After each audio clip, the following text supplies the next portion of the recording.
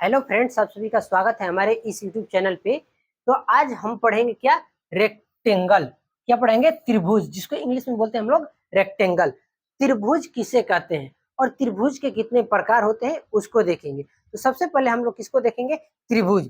त्रिभुज क्या है? त्रिभुज तीन रेखा खंडों यानी भुजाओं से मिलकर बनी हुई, तीन रेखा खंडों यानी भुजाओं से मिलकर बनी हुई बंद समतलीय आकृति को क्या बोलते हैं हम लोग? त्रिभुज बोलते हैं। त्रिभुज का कैसी आकृति होना चाहिए? समतलीय आकृति होनी चाहिए और उसमें क्या हो? तीन रेखाखंड से बंद होना चाहिए। यानी कि तीन रेखाखंड ले लिए, किसी तरह का नहीं। तीन रेखाखंड जो ले रहे हैं वो कैसा होना चाहिए? हमारा तीनों रेखाखंड बंद होना चाहिए, आपस में मिला होना चाहिए, तभी क्या बनेगा? हमारा त्रिभुज बनेगा। उसके बाद है त्रिभुज का तीनों कोणों का योग कितना होता है? 180 डिग्री। त्रिभुज का तीनों कोणों का योग कितना होता है? 180 डिग्री। तो उससे पहले हम लोग जान लेंगे, इसमें तीन भुजा होता है। त्रिभुज में कितने? तीन भुजा, तीन कोण और तीन शीर्ष होते हैं। त्रिभुज में तीन भुजा, तीन कोण और तीन शीर्ष होते हैं और तीनों कोणों का योग कितना? 180 डिग्री होता है। तो अब देखेंगे क्या त्रिभुज के प्रकार। त्रिभुज के प्रकार में है, त्रिभुज के प्रकार सबसे पहला है भुजा के आधार पर। यानी कि त्रिभुज के प्रकार में भी दो प्रकार। सबसे पहले पढ़ेंगे भुजा के आधार पे, उसके बाद पढ़ेंगे किस पे? कोण के आधार पे। सबसे पहले देख लेते हैं भुजा के आधार पे। भुजा के आधार पे एक होता है समबाहु त्रिभुज, दूसरा समद्विबाहु त्रिभुज, तीसरा विषम बाहु त्रिभुज। यानी कि भुजा के आधार पे तीन, पहला समबाहु, दूसरा समद्विबाहु, तीसरा विषम बाहु त्रिभुज। और उसके बाद आता है कोण के आधार पे। पहला है न्यून कोण त्रिभुज, पहला क्या है? न्यून कोण, दूसरा समकोण त्रिभुज और तीसरा क्या है? अधिक कोण त्रिभुज। तो एक एक करके परिभाषा देखेंगे, एक एक करके उसके समझेंगे और सभी को हम लोग देखेंगे। तो सबसे पहले देखते हैं भुजा के आधार पे, भुजा के आधार पर त्रिभुज के प्रकार। सबसे पहले देखेंगे किसको? भुजा के आधार पे त्रिभुज के प्रकार। सबसे पहला है समबाहु त्रिभुज। सबसे पहला कौन है? समबाहु त्रिभुज। समबाहु त्रिभुज का परिभाषा क्या है? डिफिनेशन, जिस त्रिभुज की तीनों भुजाएं बराबर होती हैं उसे क्या बोलते हैं हम लोग? समबाहु त्रिभुज कहते हैं। यानी कि जो त्रिभुज हम लोग का बनेगा, वो जो भी त्रिभुज बने उनकी तीनों भुजा क्या होना चाहिए? आपस में बराबर होना चाहिए। यदि एक भुजा देता है हम लोग का 5 सेंटीमीटर, दूसरा भी कितना होगा? 5 सेंटीमीटर, तीसरा भी कितना होगा? 5 सेंटीमीटर, और तीनों कोणों का योग भी कितना होना चाहिए? बराबर होना चाहिए। ये जो कोण बनेगा वो भी क्या होना चाहिए? तीनों कोण बराबर होना चाहिए। उसके बाद मुख्य विशेषता है, मुख्य विशेषता तीनों भुजाएं बराबर होती हैं। कोण ए बी बराबर बीसी, बीसी बराबर सी ए। उसके बाद है तीनों कोण बराबर होते हैं, यानी इसका तीनों कोण बराबर होंगे। कोण ए बराबर कोण बी बराबर कोण सी इक्वल टू 60 डिग्री। यानी कि एक कोण यदि 60 डिग्री का बन रहा है तो दूसरा कोण भी कितना बनेगा? 60 का, तीसरा कोण भी कितना बनेगा? 60 डिग्री का ही बनेगा। उसके बाद है सभी ऊंचाइयों कोण समद्विभाजक माध्यिका और लंब एक ही होते हैं। यानी कि क्या होंगे? लंब भी एक होगा, कोण भी एक होगा, माध्यिका भी एक ही होगा। उसके बाद उदाहरण, उदाहरण में जैसे दिया है हम लोग का, यदि भुजा ए बराबर 6 सेंटीमीटर तो परिमाप क्या होगा? तो भुजा दिया है ए बराबर 6 सेंटीमीटर, यानी इसकी भुजा जो दिया है कितना? 6 सेंटीमीटर दिया है। तो पूछ रहा है परिमाप क्या होगा? तो क्या होगा? परिमाप का सूत्र होता है 3 गुने भुजा, यानी कि 3 गो है, यानी 3 गो भुजा है तो बराबर है, तो 3 गुने क्या कर देंगे? भुजा। परिमाप होता है कि जो लाइन खींची जाती है, यानी उसके जो साइड से मिलाया जाता है, जो रेखा होती है, वही हम लोग का परिमाप भी बनता है। तो कितना हो जाएगा? 18 हो जाएगा। क्षेत्रफल पूछेगा तो अंडर 3/4 गुने कितना हो जाएगा हम लोग का? 36, यानी जोड़ के क्षेत्रफल में निकल जाएगा। उसके बाद है इसका सबसे पहले देख लेते हैं सूत्र। परिमाप का सूत्र होता है 3 गुने भुजा, यानी 3 गुने भुजा। भुजा को ए से सूचित करते हैं। क्षेत्रफल होता है समबाहु का, समबाहु का, और दूसरे का समबाहु त्रिभुज का क्षेत्रफल होता है √3/4 गुने ए स्क्वायर, ए स्क्वायर, यानी कि ए स्क्वायर का मतलब होता है 6 गुने 6 यानी 36। ठीक। उसके बाद बोल रहा है ऊंचाई √3/2 गुने ए, यानी भुजा। ए मतलब भुजा, ए मतलब क्या होगा? भुजा हो जाएगा। उसके बाद देखते हैं दूसरा समद्विबाहु त्रिभुज। समद्विबाहु त्रिभुज किसको बोलते हैं? जिस त्रिभुज की दो भुजाएं बराबर होती हैं, यानी जिस त्रिभुज की दो भुजा बराबर होगी उसे क्या बोलेंगे हम लोग? समद्विबाहु त्रिभुज कहते हैं। यानी कि वैसा त्रिभुज जिसमें क्या हो, दो भुजा बराबर हो, उसे क्या बोलेंगे हम लोग? समद्विबाहु त्रिभुज बोलेंगे। यानी सम मतलब बराबर, द्वि मतलब दो, बाहु मतलब भुजा, यानी समद्विबाहु का मतलब होगा सम मतलब बराबर, द्वि मतलब दो और भुजा मतलब सॉरी बाहु मतलब भुजा। यानी कि जिस त्रिभुज की दो भुजा बराबर हो वो क्या कौन सा होगा? त्रिभुज समद्विबाहु त्रिभुज होगा। यानी कि कोण ले लेते हैं इसके, ए बी बराबर क्या हो? ए सी हो, equal to not B C, equal to not B C. यानी कि ये दोनों बराबर 6 सेंटीमीटर का है, ये भी 6 सेंटीमीटर का है, तो ये नहीं होगा 6 सेंटीमीटर का, ये डिफरेंट रहेगा। ठीक, उसके बाद विशेषता देखेंगे, दो भुजाएं बराबर होती हैं, इसमें क्या होगा? दो भुजा बराबर होगा और तीसरी भुजा बराबर नहीं होगा। आधार कोण बराबर होते हैं, जो आधार कोण होता है वो क्या होता है? बराबर होते हैं। शीर्ष कोण अलग हो सकता है, यानी इसका जो शीर्ष कोण है ये क्या होगा? अलग हो सकता है, यानी डिफरेंट हो सकता है। उसके बाद समद्विबाहु त्रिभुज में केवल एक ही आधार होते हैं, समद्विबाहु त्रिभुज में केवल क्या होता है? एक ही आधार होता है। उसके बाद है इसका परिमाप होता है, समद्विबाहु त्रिभुज का सूत्र होता है परिमाप A B plus A C plus B C, यानी कि ए बी इसको, ए सी इसको और बी सी इसको, यानी कि इनको तीनों को ऐड कर देंगे तो क्या निकल जाएगा हम लोग का? समद्विबाहु का परिमाप निकल जाएगा। उसके बाद क्षेत्रफल होता है 1/2 गुने आधार गुने ऊंचाई, यानी समद्विबाहु त्रिभुज का क्षेत्रफल होता है 1/2 गुने ऊंचाई, और त्रिभुज का भी यही होता है, त्रिभुज का बोल देगा फॉर्मूला तो यही त्रिभुज का भी फॉर्मूला में ऐड होता है। उसके बाद है अगला विषमबाहु त्रिभुज। विषमबाहु त्रिभुज किसको बोलेंगे? जिस त्रिभुज की तीनों भुजाएं आपस आपस सॉरी जिस त्रिभुज की तीनों भुजाएं असमान, यानी जिस त्रिभुज की तीनों भुजाएं क्या हो? असमान हो, यानी तीनों भुजा क्या हो? डिफरेंट हो, अलग अलग हो, उसे क्या बोलते हैं हम लोग? विषमबाहु त्रिभुज बोलते हैं। यानी वैसे त्रिभुज जिनकी तीनों भुजा क्या हो? अलग अलग हो, उसे क्या बोलेंगे हम लोग?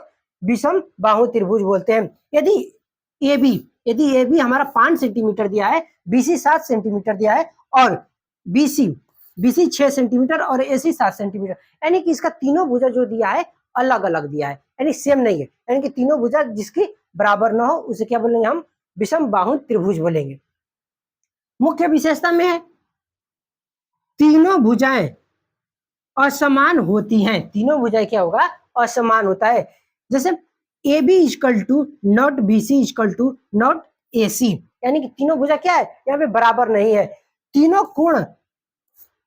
कोण असमान होते हैं, तीनों कोण क्या होगा? असमान होंगे, यानी कि जो कोण बनते हैं इसका, ये कोण भी क्या बनेंगे? असमान बनेगा। ई बनेगा 30 डिग्री, ई बन जाएगा हम लोग का कितना? 120 डिग्री, ई बनेगा 40 डिग्री, यानी तीनों कोणों का मान कितना होना चाहिए?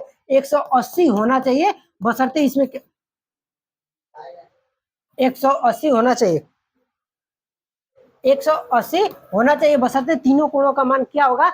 अलग अलग होगा। उसके बाद है परिमाप, परिमाप से में सबका वही हो जाएगा, और क्षेत्रफल 1/2 गुने आधार गुने ऊंचाई, क्षेत्रफल भी सेम। उसके बाद देखते हैं कोण के आधार पे त्रिभुज के प्रकार, कोण के आधार पे त्रिभुज के प्रकार। तो सबसे पहले देखें किसको? न्यून कोण त्रिभुज। पहला क्या है? न्यून कोण त्रिभुज। क्या होगा? जिस त्रिभुज के तीनों कोण 90 डिग्री से कम हो उसे क्या बोलेंगे? न्यून कोण त्रिभुज बोलेंगे। यानी कि तीनों कोण का योग कितना होना चाहिए? 180 डिग्री होना चाहिए, 180 डिग्री होना चाहिए, बशर्ते तीनों कोण का मान अलग होना चाहिए, बशर्ते क्या होना चाहिए? तीनों कोण का मान अलग अलग होना चाहिए। उसके बाद बोल रहा है तीनों कोण 90 डिग्री से कम होते हैं, यानी कि जो कोण बनते हैं हम लोग का, ये तीनों कोण 90 डिग्री से कम बनेंगे। उसके बाद इस त्रिभुज की प्रत्येक भुजा के सामने का कोण भी न्यून कोण होता है, यानी इस जो बनेगा कोण इसके सामने का कोण भी बनेगा तो कैसा बनेगा? न्यून कोण ही बनेगा। उसके बाद यह त्रिभुज